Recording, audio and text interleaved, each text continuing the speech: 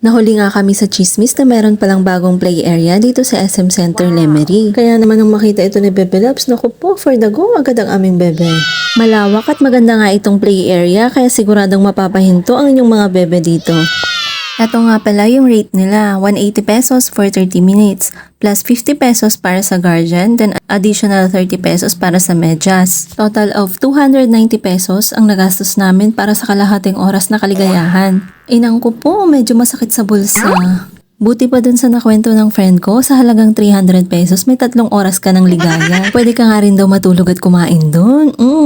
Saan kaya yun? Char! Pero kay Dada Loves, syempre, anli ang saya.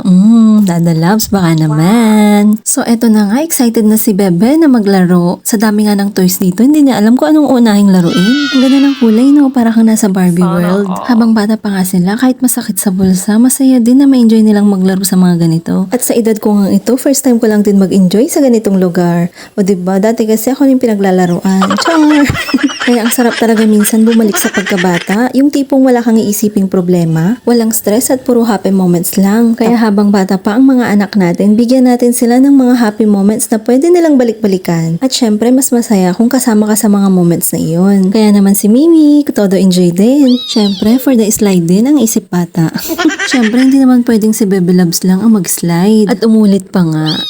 Nag-enjoy. Syempre, susulitin na natin ang bayad. Minsan lang naman yan. Ang saya nga namang panoorin ng Bebe Loves na nag-enjoy sa kanyang paglalaro. Hay, mapapasana all ka na lang talaga. Ang sarap maging bata, no? Ang cute din nga pala ng mga kitchen set nila dito. Mahilig si Sia na paglaro ng mga utensils. Si Kennyman may mag-sponsor. At sa isang iglap nga lang, tapos na pala ang 30 minutes namin. Ang bilis ng oras. Parang relasyon nyo lang. Ang bilis na tapos. Char!